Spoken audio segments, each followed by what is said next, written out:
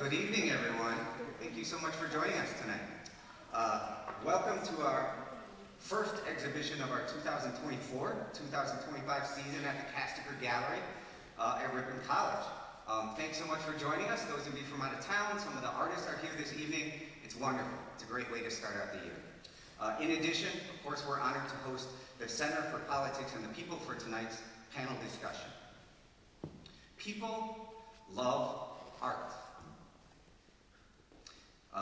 But often, that appreciation ends abruptly when art stops being pretty and pleasant. When art makes us uncomfortable or reveals truths that we would rather avoid, this supposed love transforms often into censorship or even violence. Cartoon artists from the satirical magazine Charlie Hebdo were killed in a planned assassination in 2015. Salman Rushdie, one of the world's most acclaimed writers, nearly died in a knife attack in protest of his own artistic works in 2022. The artists in this show know that they're pushing boundaries, but they do it with a sense of purpose, to bear witness to the things we need to see. Luckily, they also bring with them piles of drawing talent and a boatload of funny. Sometimes, all you can do is laugh just to keep from crying. The artwork you will see is generously on loan from the Museum of Wisconsin Art in West Bend. The curator of this exhibition is our very own Ripon alumnus, James Danky. Mr. Danky was recently appointed adjunct curator of comics at the Museum of Wisconsin Art after spending 35 years as the newspapers and periodicals librarian for the Wisconsin Historical Society. He helped compile Wisconsin Funnies in 2020, the first exhibition to present the history of comics in Wisconsin. Danky is also the co-author of Wisconsin Funnies, 50 Years of Comics, published by the Museum of Wisconsin Art. Thank you to the Museum of Wisconsin Art and Ripon College for supporting this exhibition. Also, please meet us again at the Little White Schoolhouse, birthplace of the Republican Party, for their own pop-up exhibition, The Elephant in the Room, on September 11th at 7 p.m. With that, please welcome curator James Danky.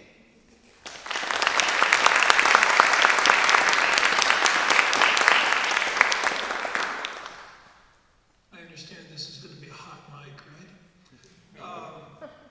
It's a wonderful opportunity that Raphael has provided me to come back to Ripon, all the way from Cooksville, Wisconsin, down in southern Dane County.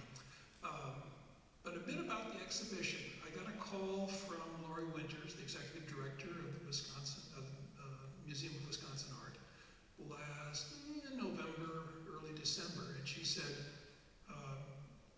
I noticed that the Republican National Convention is going to be in Milwaukee. Maybe we should do an exhibit. And I said, sure. What do you have in mind? And she said, how about political cartoons? And I said, sure. That'd be good. And I started on my quest to find, and believe me, I only found some, of Wisconsin's many, many, many talented cartoonists. It's looking for Wisconsin cartoonists with a Wisconsin connection. It's not a Google search. Somebody has to tell you what, did you talk to so-and-so? Do you know about them?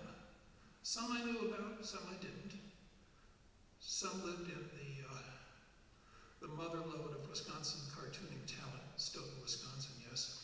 And others I just had to be informed about. Some I knew from a long time ago. Sharon Rudolph, a longtime colleague, lives in Los Angeles, but she lived in Madison for a long time in the late 60s, early 70s. So I had to identify the cartoonists. Then I had to persuade several of them that they could do political work because they were quite adamant in telling me, I don't do political cartoons. I said, okay. But there's some artists, and I think you'll see the importance of this when you look at the exhibit.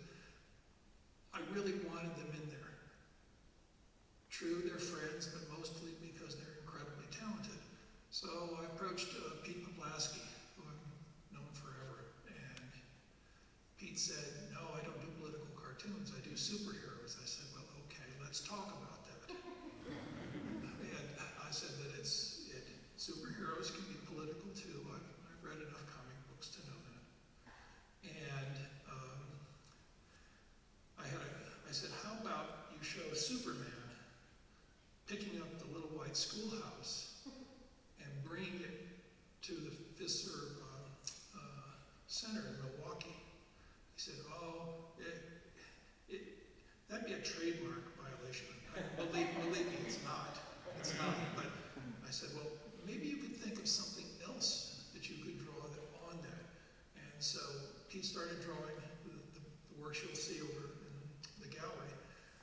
But he got so excited, and he is an excitable guy, frequently dressed as Zorro. That is just true. But he started drawing, and he just didn't stop. I believe he's now done 10 or 12 of them by now, of his pastiche, his satirical comic book covers. The other person that I wanted to have, and she was very sure that she never did political art, was my good friend Linda Berry. And so we just kept talking about it, and I said, well, maybe how about something like this? Because she's recently been doing watercolors of peace balloons for Gaza and selling them on Etsy and donating the money. I said, maybe there's something like that. It doesn't have to be a political cartoon. Does not have to feature an elephant or a donkey. It doesn't. It can be lots of different things. So we got them all assembled. The jury, Tyler Friedman, associate curator of contemporary art at MOA, Dennis Kitchen, my longtime comics friend, and we had a Zoom call, and we went through and we tried to pare it down to the roughly 40 that you see over in the gallery. You will see over in the gallery. And that went up on April 12th at MOA's downtown location in the St. Kate Hotel. And we had an opening. And some works were not included in that show, but have now come back to be part of this particular exhibit, fortunately. But lots of wonderful cartooning talent, and wouldn't you know, once we got done selecting the artists, just so many new to me cartoonists came out of the woodwork. So it hopefully augurs well for the future of being the wonderful adjunct curator for comics for the Museum of Wisconsin Art. I'm not sure how many other people have titles akin to that, but I'm happy with the one I've got. And the other point I guess I'd make that you'll see over there comes from my late friend Victor Navasky, editor, publisher of The Nation for so many decades. He did a book about political cartoons, and it's a smart if didactic book. And he talked about particularly the power of caricature, which is really the most powerful form of political cartoon. Because, as he says, once you see those images, you can't unsee them. You'll see photos of the politician, in other roles, but you won't be able to get around seeing that drawing that also speaks to him. And that's been true for centuries, whether it's Hogarth or Daumier or today's cartoonists. With that, I'm going to take my seat. And but as I do that, I'm going to introduce Henrik Schatzinger, who's a professor of political science, and he's director of the Center for Politics and the People.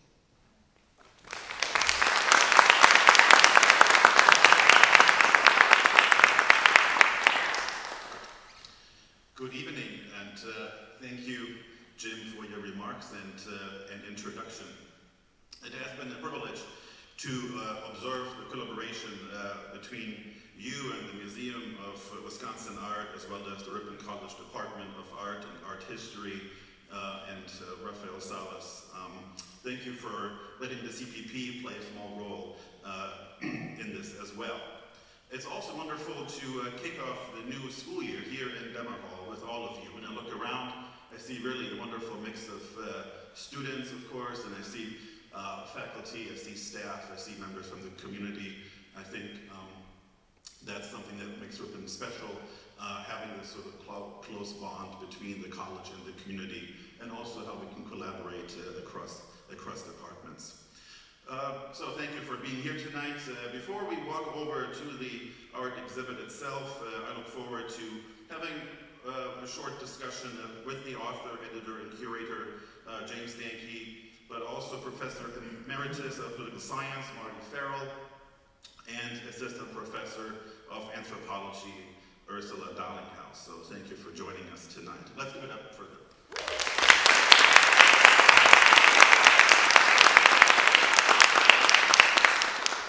Before we start, just a few more remarks about the other two panelists.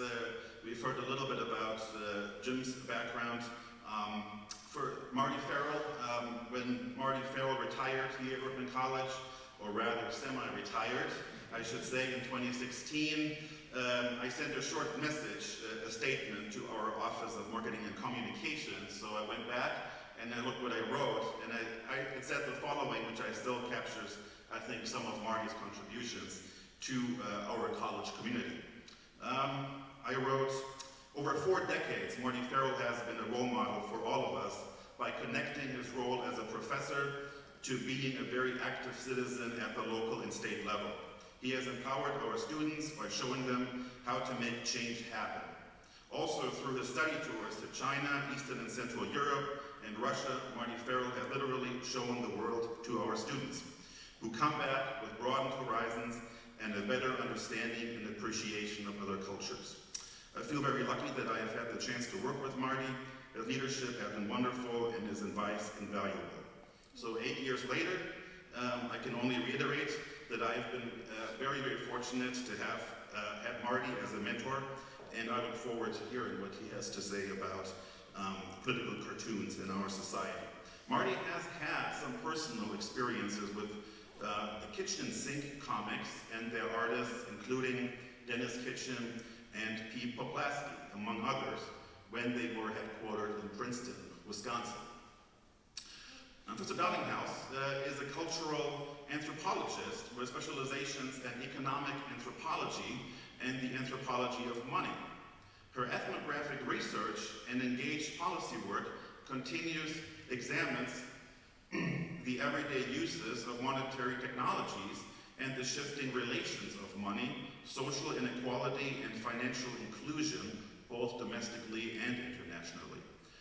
When Professor Dalinghaus did her PhD research, she also worked on political cartoons on money and financial matters, and they became especially important to her research while she was in Germany on the euro, central banks, and economic integration. She has also used political cartoons at Ripon College in several of her courses. So, with that being said, let me one more time ask you to join me in welcoming all of our panelists tonight.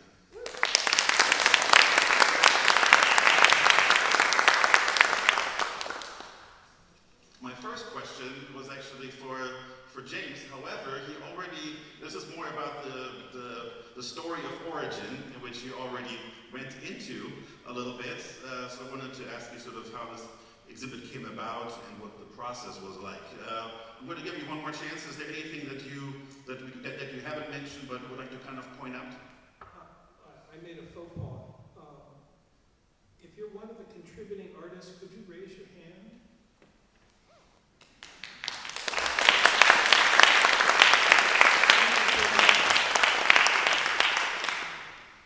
The most important thing a curator can do, get out of the way. People don't show up at exhibits in order to see the curator. They want to see the art.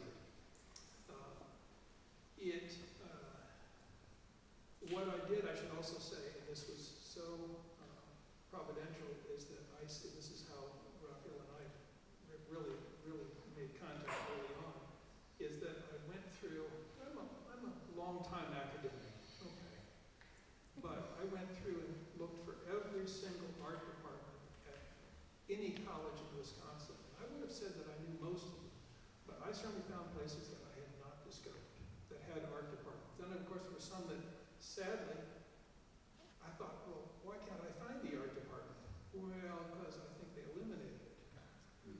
Not just in K-12, but in higher ed. And so I sent them all an email and I said, this is what we've got in mind.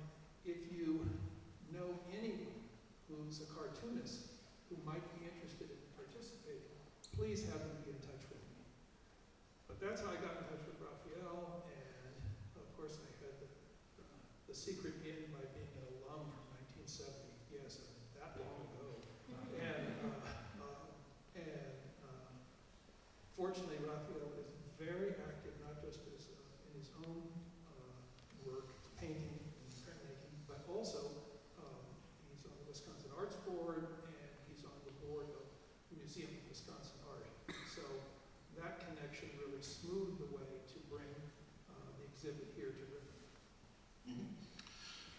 We've already heard about the exhibit at the Little White Schoolhouse, the elephant in the room. So let me kind of turn this into a question about this different kind of elephant in the room, which has more to do with the politics, and that's what I study. And I'm going to ask you this question, that the artwork, when you're going to go walk through it, you will notice that it leans left, politically speaking. And are there reasons why this might be the case? Well, yes, but most of all is that no one's conservative art was not considered. There's lots of art we didn't accept, but it wouldn't come from someone else. And I guess that the better, since I'm a historian, the better answer to that is that there are plenty of examples over the last 3 centuries, which are the active centuries for political cartoons, and I'm going back for the Romans and Greece, and that you will find that they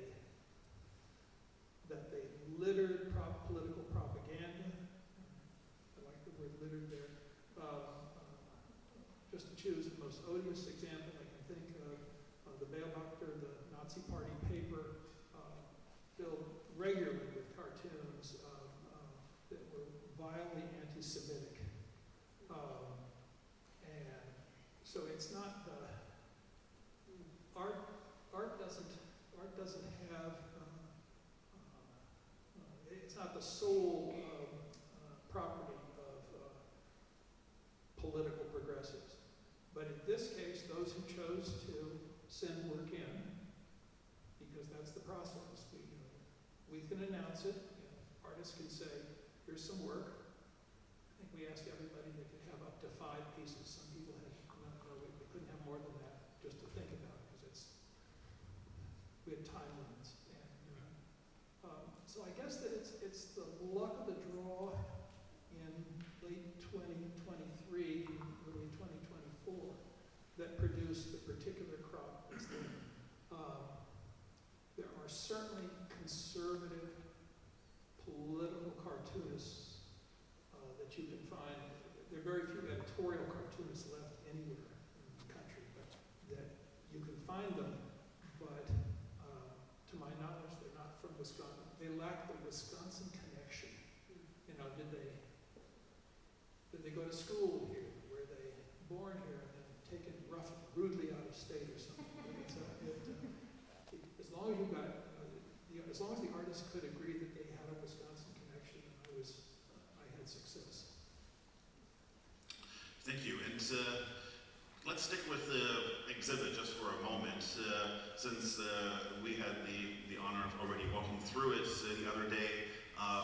This will be a question for all of you, but I'm just wondering, when you walk through, maybe if you could share some of your impressions, and perhaps if there was artwork that stood out to you that maybe if others see it, they will notice something or think about it.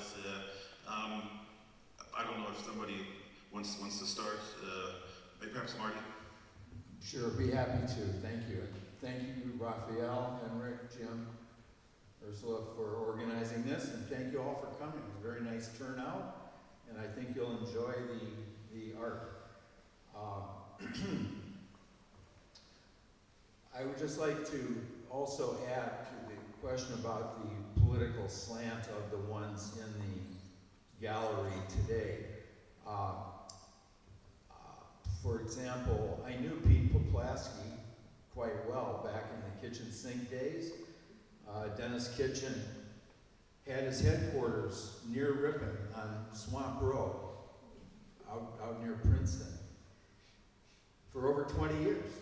And when I first came to Ripon, I got to meet him, and he had an entire farmstead out there. He had barns, which he used to process his publications, but he had living quarters for artists who lived in residence there while they worked on his publications and others, and Pete was one of those.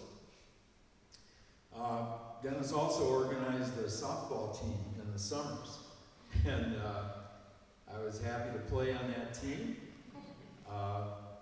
We lost a lot of beer money the first several years, but ultimately we started doing a little bit better. So for example, Pete Poplaski, I knew him quite well. I didn't know him as a highly political person, and I think as Jim said, when he was first approached, Pete said, I don't do that, I do superheroes. And so I was surprised when I saw his examples there, because they're very hard-hitting. And he makes his feelings, very clear, very plain. But it surprised me both that he was that outspoken, and also that, because again, yes, I thought he was more interested in Zorro, to tell you the truth. But it's very hard-hitting. And there are some other really hard-hitting ones in there. There's one that is, not going to be too kind to our former governor, Scott Walker, and the Foxconn deal. But it is something that, did not pan out. And, part of the function of political cartooning is to hold people accountable, to hold them, to show in a graphic way, in a readily understandable way, if someone has come up short from what they promised or from what their actual responsibilities are. So those are two that I found very hard-hitting and very powerful in the exhibit today. Thanks. Ursula? Yes, is this working properly? Okay, great. I too just find the work exhibited in this presentation I don't quite have the words yet for many of the pieces, but I've long been interested in political cartoons, and just preparing for tonight, I've been kind of overwhelmed with how much of a role they play in how I observe culture, analyze events happening around me. I think because they offer, or they allow multiple meanings to cohere at the same time, often contradictory, often paradoxical, often ironic.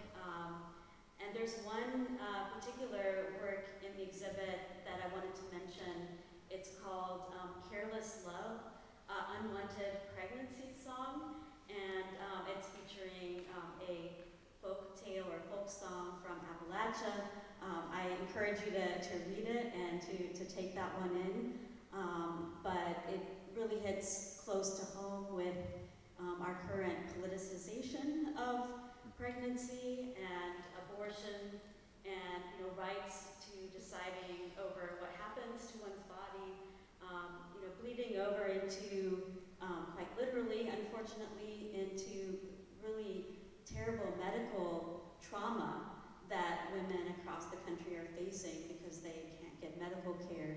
So I think that particular cartoon would be great to teach with, just because it does allow for a kind of visceral response that maybe could activate different perspectives and experiences on this issue.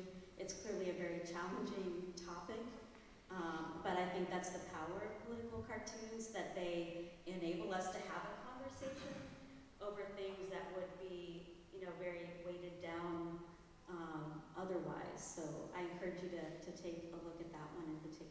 Mm-hmm.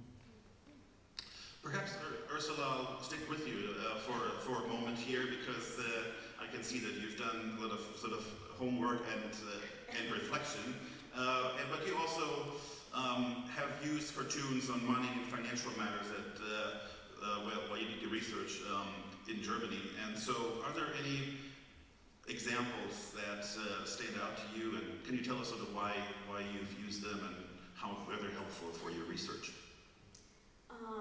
So this one has given me a little bit of a challenge to think about how to explain it, because working in a different cultural context, requires a lot of different knowledge of what is humorous, what the actual situation is. So I'll do my best to explain that. But before I mention the ones that I wanted to highlight that I've actually published on, I'll just say that as someone who works with communications, work of central banks, in particular the Deutsche Bundesbank, or German Central Bank in Germany, and the European Central Bank, which is also located in Frankfurt, Germany. Cartoons are quite important to convey the humor around very dry economic, monetary policy topics. And in fact, the German Central Bank had a whole exhibit about caricatures involving money.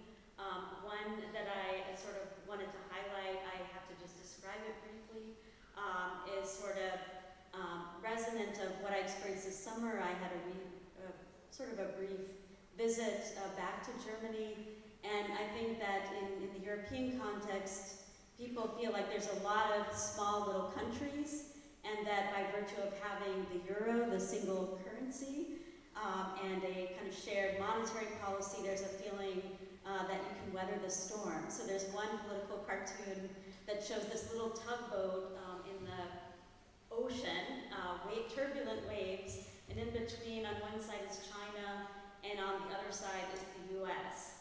And that was what they chose for their exhibit to highlight the 20-year anniversary of the euro being introduced.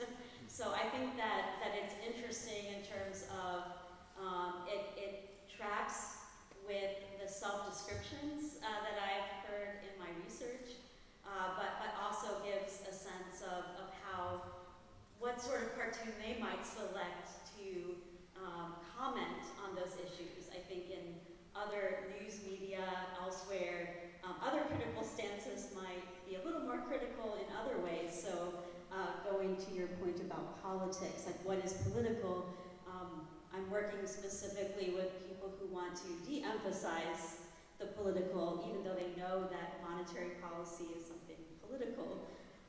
But let me briefly explain the most influential cartoon that I've worked with since I published on it, and I did bring it here with me. I doubt that anyone will be able to exactly see it, but I will make an effort. And here too, I will need to explain a little bit. So since 2005, approximately, I've been researching the cultural and historical experiences of monetary union, meaning that a lot of different economies and peoples are joining together to share a single or shared currency. A prehistory to this whole story is actually German unification, which also started very first, with a monetary union. Before there was a political union, before there was an economic union, et cetera, et cetera. So the cartoon that I just held up, I was interested in the metaphors used to kind of describe, obviously it's more than just a monetary union, but that was a very central part of the story. Metaphors and analogies used to describe this union, and often corporate merger was a very prominent one, but also a kinship metaphor of marriage. And the cartoon that I held up is sort of imagining West Germany as the groom, East Germany as the bride, wearing tattered clothing and bringing a lot of social problems, stepchildren with her. So this became a very important cartoon to analyze East-West relationships, specifically around tensions with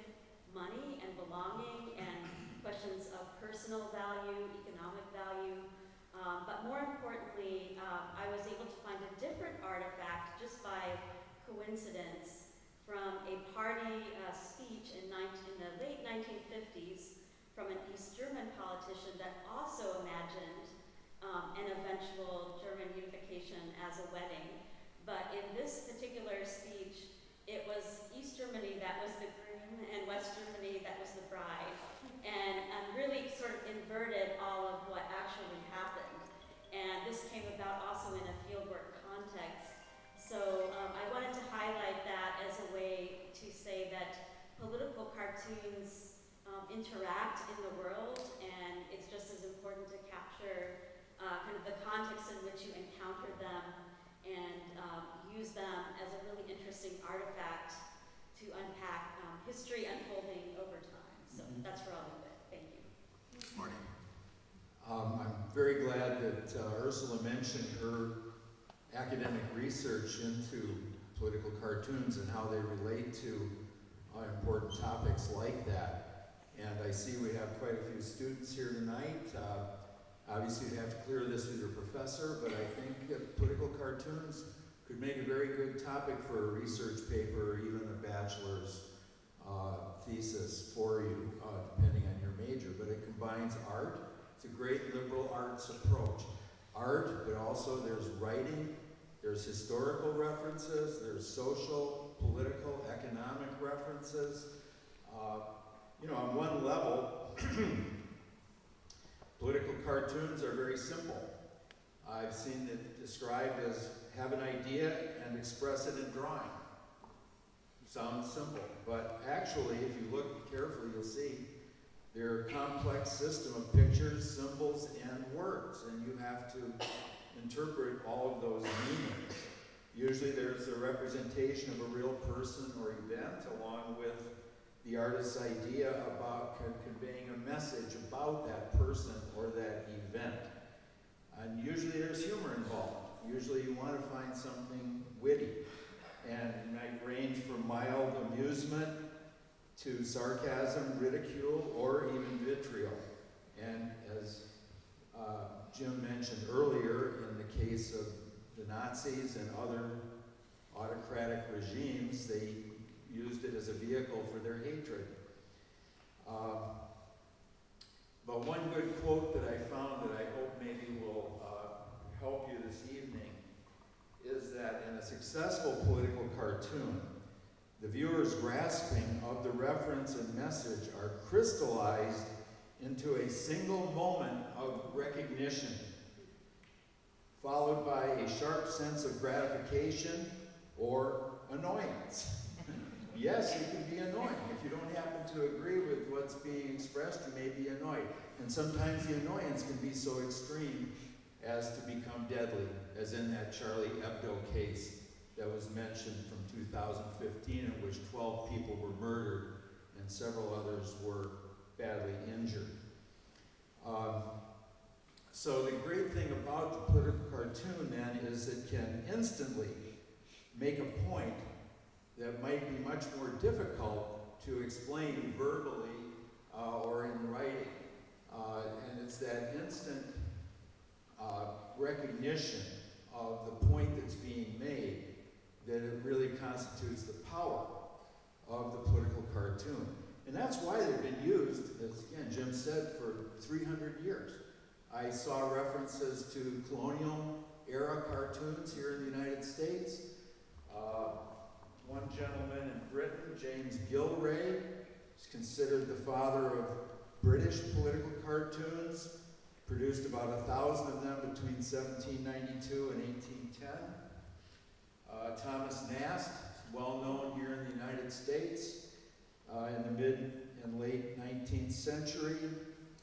In the 20th century, Bill Malden, some of you may have heard of him, went into the trenches and with the infantrymen fighting and women in World War II and produced very important morale-boosting cartoons. Herbert Bloch from, again, the latter part of last century, went by the name Herblock, won 3 Pulitzer Prizes, Presidential Medal of Freedom, coined the term McCarthyism in one of his cartoons. The first use of that term was in a Herblock cartoon. And finally, I'll mention Theodor Seuss Geisel, Dr. Seuss. We know he wrote books, children's books, illustrated, but he also drew over 400 editorial cartoons in the 1940s, and all of those are available. So this is a very potent instrument. It's something that it's very popular. Virtually every newspaper publishes them, and often they're the most liked thing in the newspaper, along with the more panel comics as well, I might add. So those are just some of the thoughts I had in looking over some of the literature, but there's plenty to research there, even psychology again, many disciplines, so there's lots to look into from a student and a research viewpoint. Thank you. Yeah, thank you, Marty. As you can see, when you have 2 academics or 3 academics on stage, I don't have to do much work because they explain things in quite great detail already. I want to come back, actually, we had the same thought, Marty. You talked about benefits maybe for students to use cartoons in their own research projects. And we do have, again, with Ursula, someone who has used cartoons extensively, and so I wanted to maybe come back to you and just sort of talk us a little bit about maybe the benefits, but also the challenges that you have experienced using cartoons when you explore sort of contentious issues with students through this means. Sure. So I have taught political cartoons as part of my intro anthropology course and in our Catalyst curriculum on intercultural communication. And those are usually closely tied to a case study that we're reading in the class, and so they've tended to focus on themes in particular around immigration and the U.S.-Mexico border, or kind of borderlands. And so by virtue of reading an ethnographic text, we're able to give the students a little more foundation through which to analyze the cartoons. But the benefits of using political cartoons, the kind of project that I designed is where students get to pick a political cartoon, and I provide different sources where they can look. There's some parameters, of course, but it's always interesting to see what students pick, what they gravitate towards. And then the assignment is basically describe this cartoon, really describe each of the elements, working with basically elements of symbolic communication, and observing, reflecting, and then also commenting, like, what is the point of view of the cartoonist, how are you persuaded by this cartoon. So the benefit is that even though I may not always agree with all of the choices, or there may be some choices where I have to be a little more involved in helping them unpack it, on the other hand, they learn how to empirically engage with a political cartoon and how to present different arguments around that in a fairly neutral fashion. That also then goes to some of the challenges. There's one case, and I'll be a bit vague so as not to accidentally out any particular individual, but I think we know that political cartoons often are used to dehumanize and other people, and that's one of the things we're actually trying to look at critically in the class. And so there was one occasion where I did allow a student to select a cartoon, even though I was a bit hesitant, but I want students to know they can still have diverse political perspectives. And as long as they can empirically describe and reflect on what they're seeing, I think that it's still on the table. But there was a kind of slippage into opinion writing where some of the description is less neutral. And so then you're kind of getting into dehumanization, even if, a particular student isn't necessarily intentionally, or they're not, this is part of what we're doing in Catalyst 210, is trying to grapple with difficult issues. How do we communicate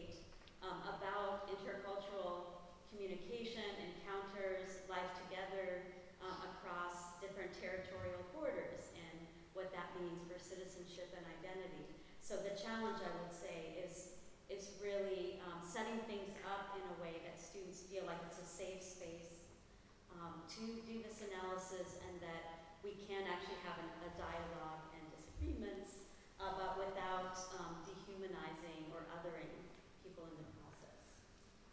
Thank you, and you have shown me from your example, and just thinking about the characteristics that we've been discussing, from a pedagogical viewpoint, you know, as a teacher, how many of us have struggled at times to get a good discussion going? And, you know, it's one thing, ask the student, hey, read this 1,500 word article, and then read this other 1,500 word article, and then, okay, discuss. How much easier would it be? And I definitely would recommend having at least 2 different ones with different viewpoints on the same topic, and show them to the class, and then say now, or, you know, one at a time. You have to try these, you know, I have to admit, I didn't use them much, if ever, really for this purpose, but if I come back in the same role in my next life, I think I will definitely try to do that. Yeah, thank you. Jim, let me kind of get you back into this here. I have sort of 2 questions I want to maybe combine. One is, these are sort of more big picture questions about what is the role of cartoons today, and maybe how has that role changed. And the other part is, what do you think makes political cartoons influential? What can make cartoons funny and effective? Can you give any thoughts on both the role and as well as and effectiveness? They become effective, as was just noted by my panelist colleagues, that when you, the reader, the viewer, me, the reader, viewer, is enchanted or inflamed by whatever it is you've just seen. Because as Navasky notes in his book, that all political cartoons are an argument. They're not neutral. There's a point that the artist wants to get across. And sometimes it can be hard to divine what that is, but other times it's very obvious what it is. I was thinking about money in your comments, that one of the artists in the show, these works were much earlier, so they're not there, Mike Konopacki did an entire graphic nonfiction pamphlet funded by the Friends religious group on the International Monetary Fund and its lending policies. It's a brilliant but savage critique of the IMF. I think that some ways you can see the effectiveness of a particular cartoonist when it's so subtle. I would watch people, when the exhibit was up in Milwaukee, and watch people walk by and then watch them go back again. or if they were with someone else, you could see the person say, well, let's go back and look at that again. Maybe we missed something. You've got one on the poster for tonight's events.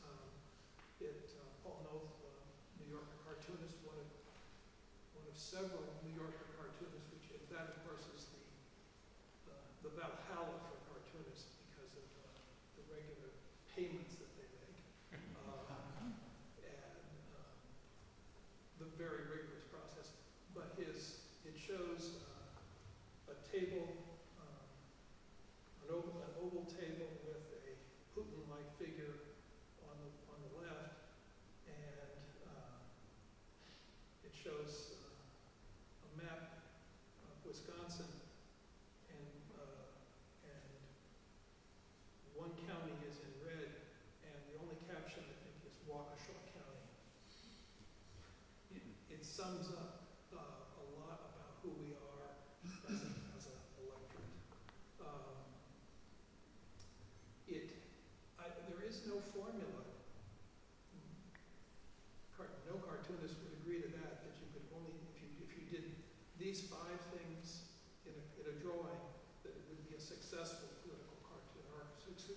successful cartoon of any sort.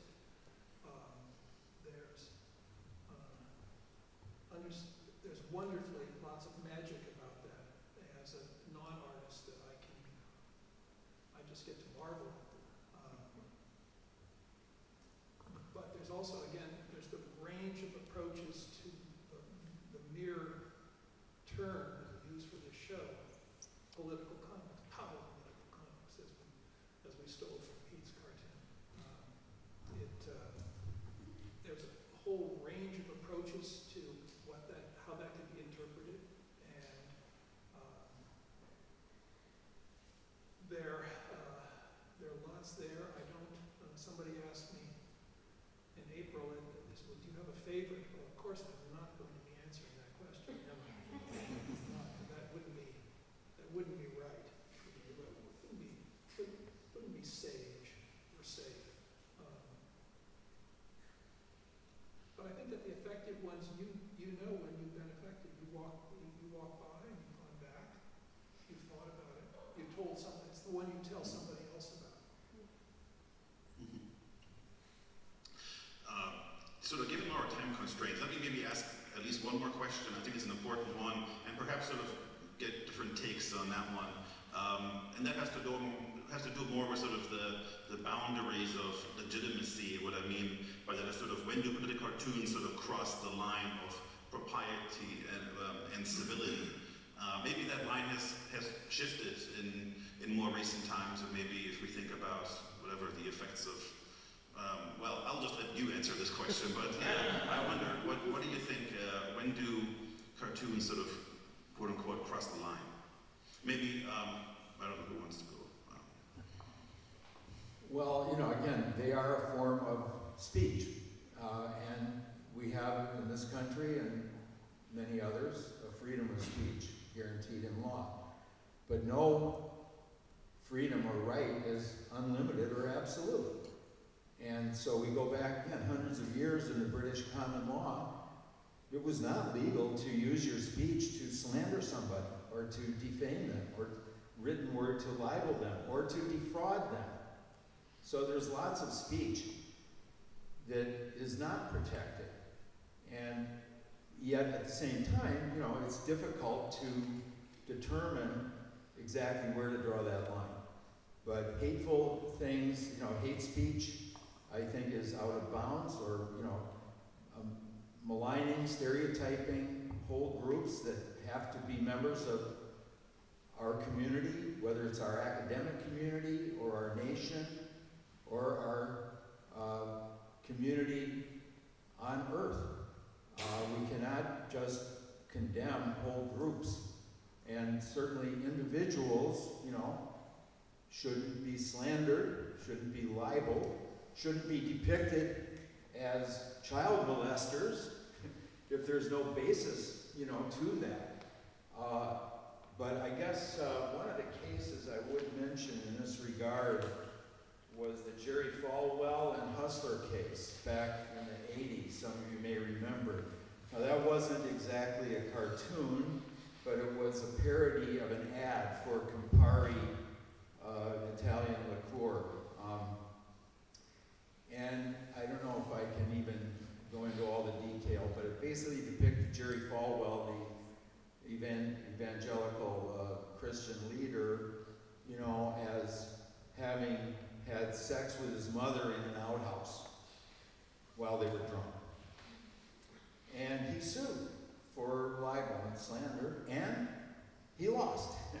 Why? Because under the Supreme Court ruling, at least at that time, and there are some rumblings that they would like to change that now, but at that time they adhered to the Sullivan test, which if you're a public figure, which they said Jerry Falwell was, you have to tolerate some criticism, be it sarcastic or, in this case, a parody, that other people might not have to tolerate, because we have to be able to scrutinize and hold accountable the people that hold power, in the society.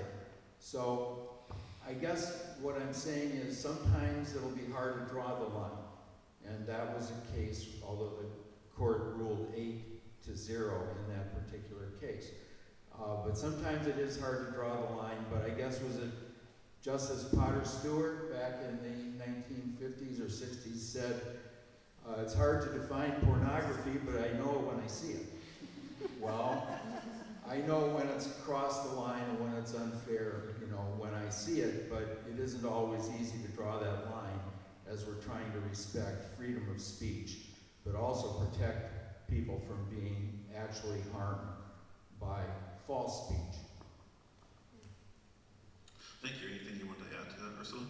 I would just say that, again, to echo what Marty said in previous comments, and I think you mentioned that you had some submissions that used anti-Semitic. No. But Historically. so I'm obviously quite attuned to that as a scholar of German history. And so I think things that use stereotypes that have been used in the past to legitimate genocide, just horrific treatment of whole groups of people. We have some counterpart stereotypes that might get presented in a cartoon, in the United States context. But to me, that would be that's going too far to use kind of known stereotypes that everybody knows have been associated with histories that have mandated or legitimized genocide and murder of others. So to me, that's one clear example of going too far. It's not a segue from Ursula's comments, but I am reminded of one of my favorite Onion headlines. Stereotypes, they're such a time saver.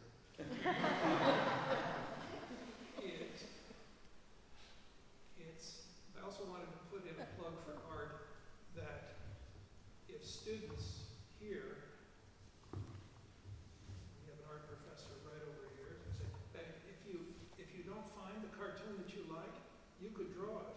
And you could see if your collegial journalists at the college days or other places might be interested in running it. And that's what Harrison Ford did when he was here. And things have worked out for him in general. We've had a very patient audience, and I really would like to give you a chance maybe to ask one or two questions with the request to make the question not too long and with the request to make the answer also not too long. Here's a question right here. I'm wondering about the future. Print is kind of dead, and Dennis Kitchen had a going business, and it involved printing and this and that. And nowadays, you get fed on internet likes and that sort of thing. And I'm just wondering what your thoughts are about that. Maybe compare and contrast to the past. It's clear that everything has changed with the invention of the World Wide Web. I had a project that I tried to get going, and I still use it on some of my business signatures, the future of print. Future of print has lots of different things going for it, and the Onion has just come back into print form. There we go. I subscribed. I said, sure. The Onion's from Madison, Wisconsin, and I've known over the years many of the people who were associated with it. And besides, but most of all, I just got to laugh once a week when I picked up a copy.